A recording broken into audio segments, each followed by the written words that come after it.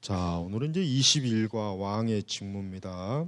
자, 이제 예수 그리스도께서는 어떻게 왕의 직무를 수행하시는가 답보니까 우리를 자신에게 순종하게 하며 우리를 통치하시고 보호하시면서 그리고 그분과 우리의 모든 원수를 억제하시고 정복하시면서 왕의 직무를 행사하신다. 우리가 이제 구약 성경에서 이스라엘의 열왕들을 보면은 사실 한 사람도 완전한 왕이 없었습니다. 다윗도 마찬가지예요. 그러니까 그 사울부터 시작해가지고 나중에 남유다, 북이스라엘로 갈라지는 그 전 역사기가 동안 신정 국가인 이스라엘의 왕이 보면은 한 사람도 제대로 된 왕은 없었다. 완전 무흠한 무결한 왕은 없었다. 우리가 뭘 알아야 됩니까? 이 세상 통치자 왕이라고 하는 그 존재는 완전할 수가 없는 거예요. 그래서 우리 그리스도인들은 항상 우리 그리스도인들이 알아야 될 것은 우리는 하나님 나라의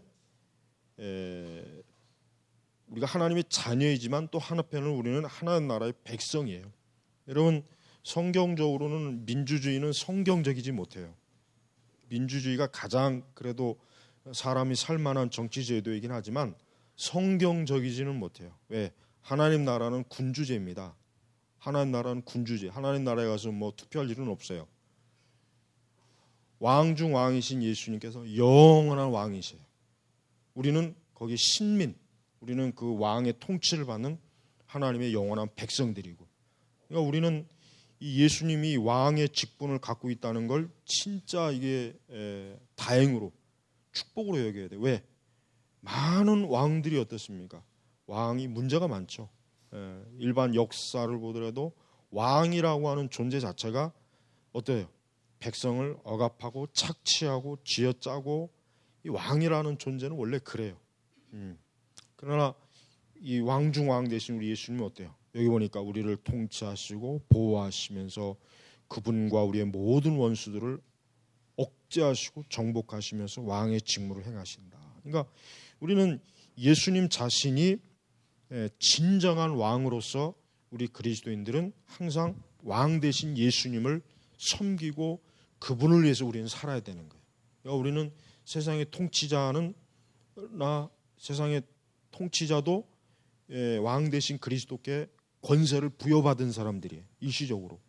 그러니까 우리는 가장 높은 왕 중 왕이신 그리스도에게 우리 모든 권위를 그분에게 찾고 그분을 섬기고 그분의 백성이고 그분의 뜻과 하여튼 예수님이 우리의 전부가 되는 왕이 되시는 그런 아주 영광스럽고 거룩한 그런 백성으로 우리가 살아야 됩니다.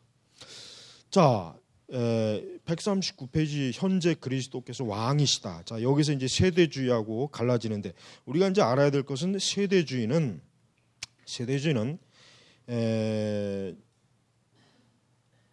유대인들만, 그러니까 세대주의 그 성경 해석 가운데 하나가 뭐냐면은 이 세대주의자들은 유대인들에게 특별히 예수 그리스도께 왕으로서 오셨는데 유대인들이 예수님을 거부했다.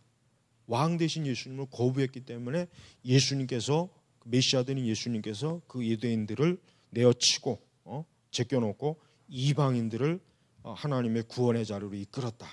그리고 나중에 장차 천년왕국이 되면 그때 어때요? 그리스도께서 왕이 되셔갖고 1000년 동안 왕국을 통치하신다. 이게 이제 그 세대주의자들이 기본적으로 이제 가지고 있는 그 교리지만 우리 개혁주의 관점에서는 예수님은 뭐예요?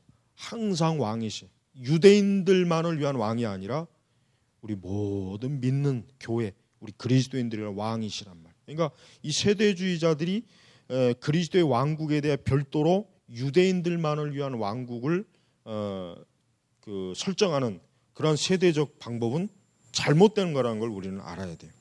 그래서 예수님은 처음부터 끝까지 왕으로서의 권세를 가지시고 하나님의 나라의 통치자요, 하나님의 자녀들을 통치하시는 그런 왕이시다라는 거 우리가 알아야 돼요.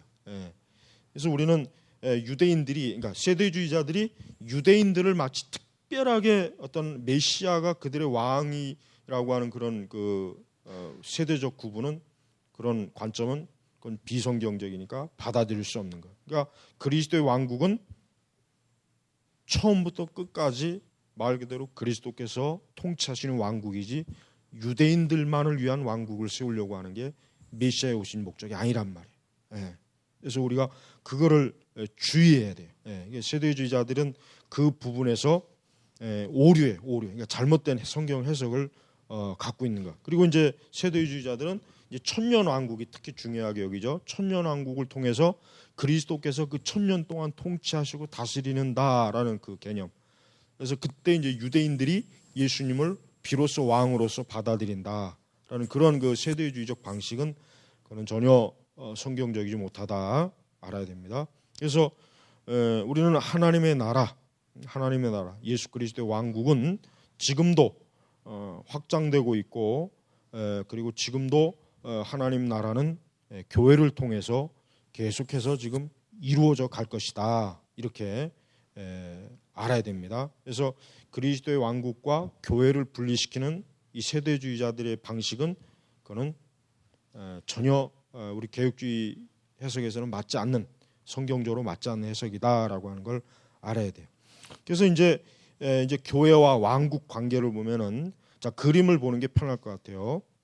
세대주의자들은 현재를 교회 시대라고 여겨요. 교회 시대. 현재를 예수님 오시기 전까지 재림하시기 전까지. 그래서 지금은 유대인들을 위한 나라가 아니라 교회를 위한 하나님의 통치권이다. 그러다가 나중에 천년왕국이 되면 이제 그때는 뭐예요? 그리스도께서 왕이 되셔서 천년 동안 이 지상에서 천년 동안 통치하신다 그래요. 통치하신다. 세대주의자들이 이렇게 교회와 하나님 나라를 어떻게 해요? 구분을 해요. 구분하는 거예요. 근데 이 로마 가톨릭은 뭡니까?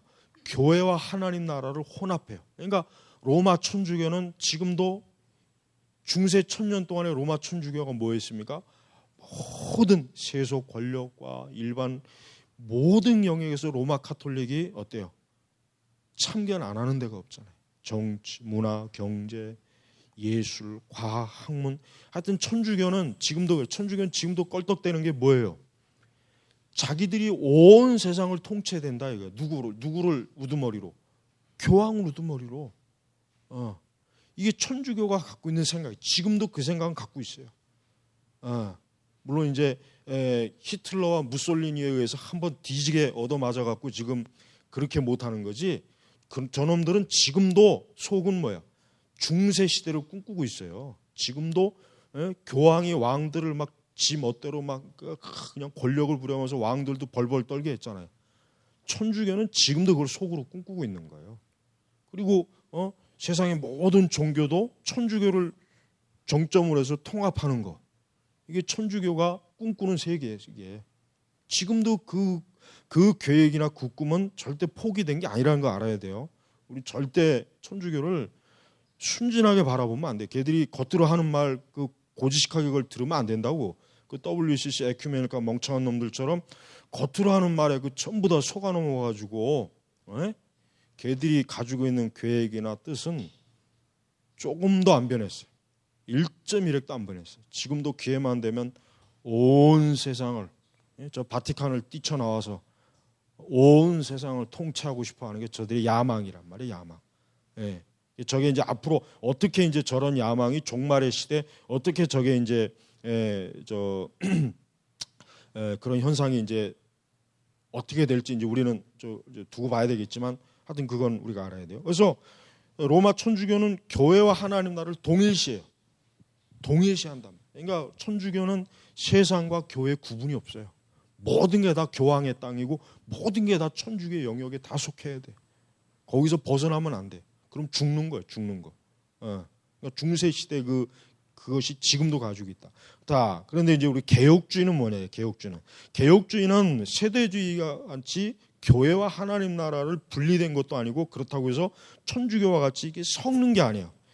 개혁주의 관점은 뭡니까? 개혁주의 관점은 교회는 이 세상에서 속해 있으면서도 이 세상에 매이지 않고 그러면서도 이 세상이 뭐예요? 복음, 하나님의 진리로 이 세상을 변화시키고 이 세상에 하나님의 뜻을 이루는데 거기에 목적을 두고 있는 거예요. 거기에. 그러니까 개혁주의는 이 세상에 순진하게 이 세상과 하나 되는 것도 추구하지 않고, 그렇다고 세상을 완전히 등지는 그런 것도 아니에요. 또 세대주의 방식으로 이 다음에 천년왕국의 그 어떤 기대를 갖고 교회와 천년왕국 시대를 분리하는 것도 아니고, 그래서 교회와 우리 하나님 나라와의 관계는 이 개혁주의 방식이 가장 어때요? 정확한 성경적 관점이에요. 예수님이 분명히 뭐예요? 이 세상은 내 나라가 아니라 그랬어요. 그러니까 우리는 이 세상 자체를 교회가 다 통치하는 것으로 만들면 안 돼요. 천주교처럼 교회가 다 세상을 통치해야 된다고 생각하면 그건 아주 전제, 그러니까 종교적 전체주의가 되는 거예요. 종교적 전체주의, 독재주의죠. 독재주의, 종교적. 그게 이제 중세 시대에 아주 전형적으로 그런 모습이 나타났잖아요. 자, 그렇다고 해서 또 우리는 세상과 교회는 완전히 분리된 것이다라고 해서도 안 돼요. 왜? 교회는 세상 속에 하나님이 세우셔갖고 세상에서 복음을 증거하고 하나님의 진리를 증거하면서 하나님의 구속의 사역을 이루는 그런 신적 기관이기 때문에. 그래서 이 개혁주의는 지금 이렇게 살짝 두 개가 지금 겹쳐져 있는 형태로 지금 이렇게 나와 있잖아요. 그래서 우리는 이 세상이 비록 실제적인 하나님의 왕국은 아니지만, 그러나 교회를 세우신 하나님의 뜻은 뭡니까? 이 땅에 하나님께서 복음의 사명을 주셔서 그 복음을 세상 속에서 빛과 소금으로서 그 복음이 계속해서 곳곳에서 스며들게 하는 게 교회가 해야 될 일이에요. 교회가 그런 영적인 일을 하는 게 교회의 주 업무예요. 다른 일을 하면 안 돼요. 그러니까 교회가 오만 사방 그냥 문어발식으로 그냥 여기저기 오만 거에 막 이렇게 교회가 촉수를 뻗어 있으면 안 된단 말이에요. 그럼 그게 타락하는 거예요. 그게 타락하는 거예요.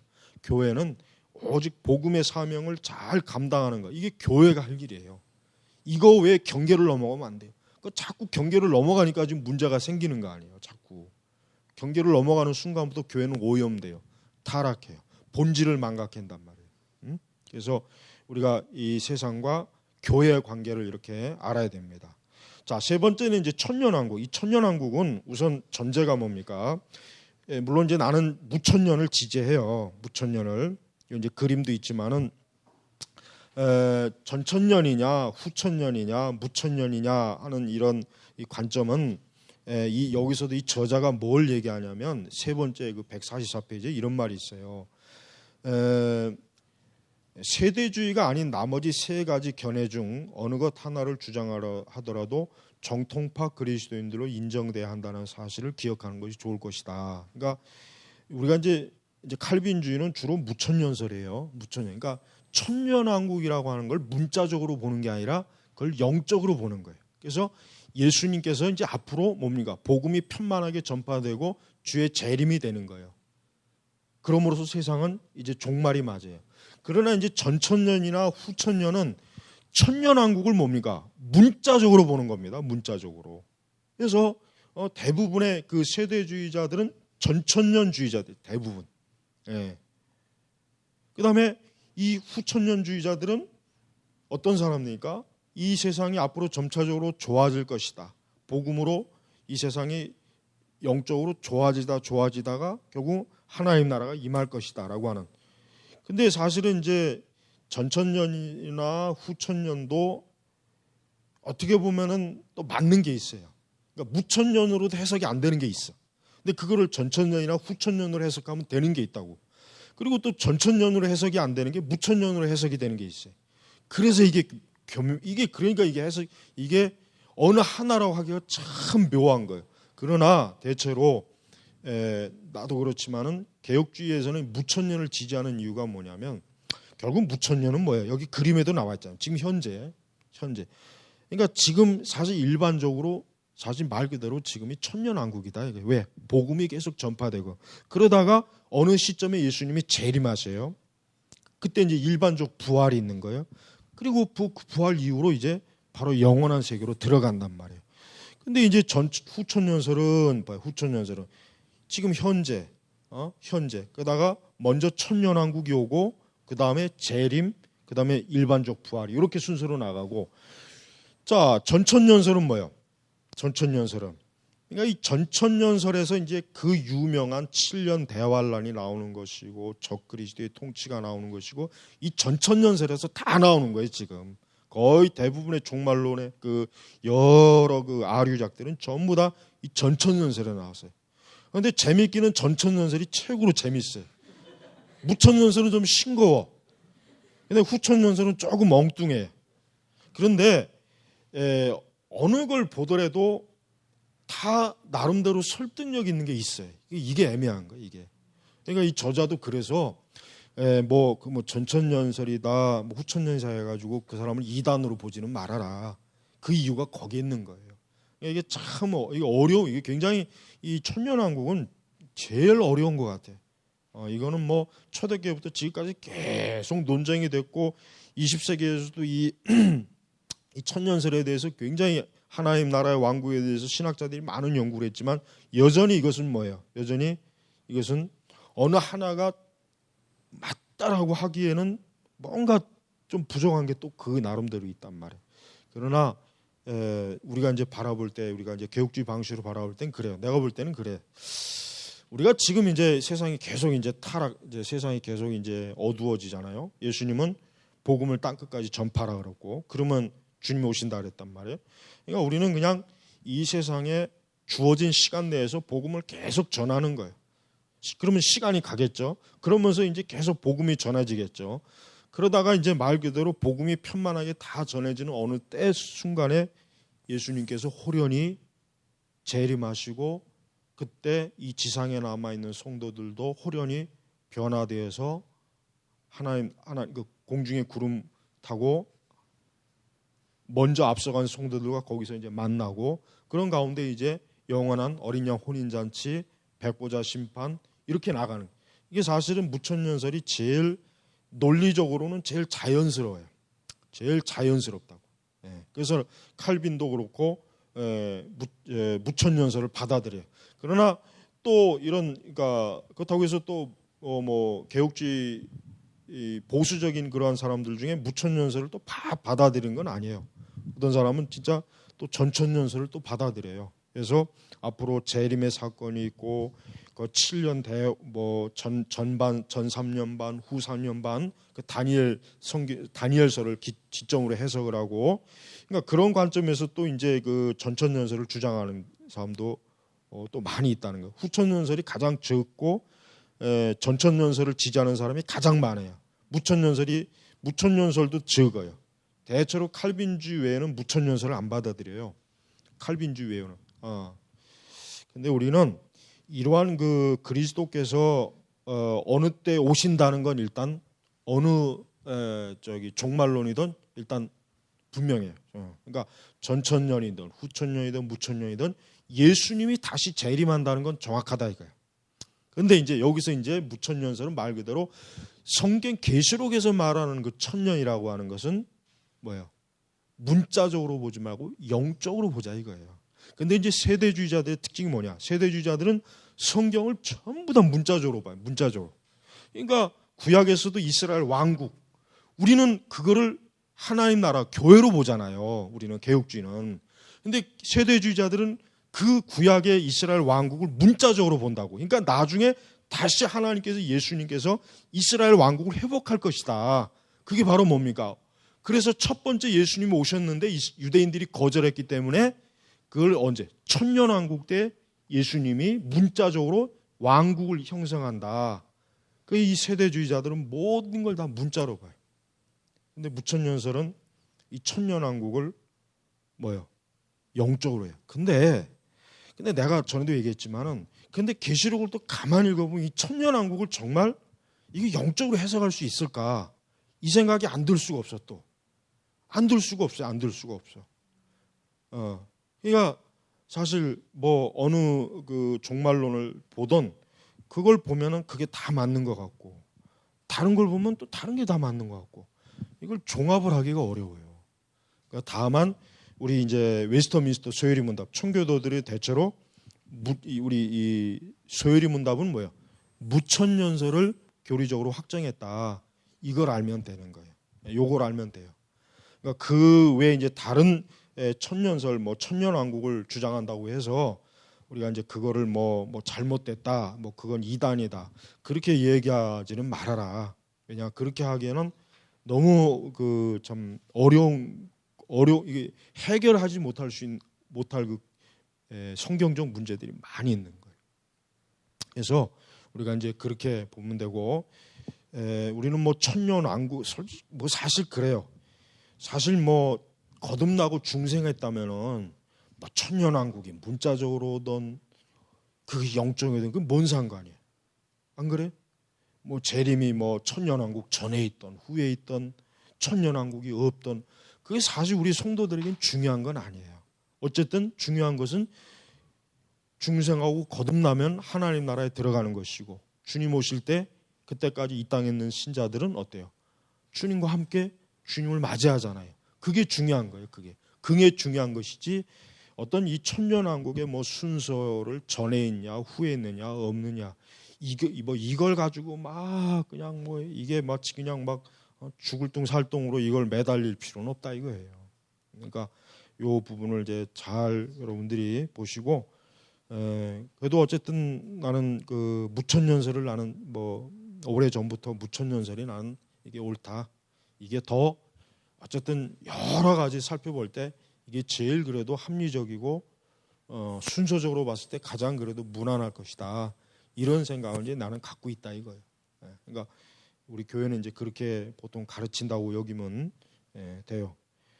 자, 그래서 우리는 결국은 예수님께서는 하나님 나라의 왕국을 이루십니다.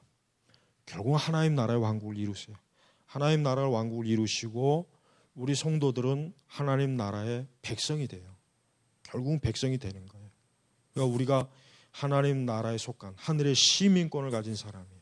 그래서 우리는 이 세상이 아니라 하나님 나라에 속한 자로서 우리는 그 영원한 어때요? 하나님 나라의 시민으로서의 권리를 우리가 가지고 있는 거예요. 그러니까 이 권리가 이게 중요한 거예요. 이 권리가. 그러니까 이러한 영적인 권리를 여러분들이 잘 알고, 우리는 여기서 책에서 나온 것처럼 성경은 오늘날이 바로 말세. 그러니까 성경은 어때요? 예수님께서 사실 예수님이 오신 그때부터 성경은 이미 말세예요. 예수님이 오신 그 시점에 이미 세상은 뭐예요? 말세입니다. 이미. 벌써. 그래서 성경을, 신약 성경을 읽어보면은 항상 뭡니까? 예수님의 재림하심, 세상의 심판, 이걸 강조를 많이 하잖아요. 많이 한단 말이에요. 왜 강조하냐?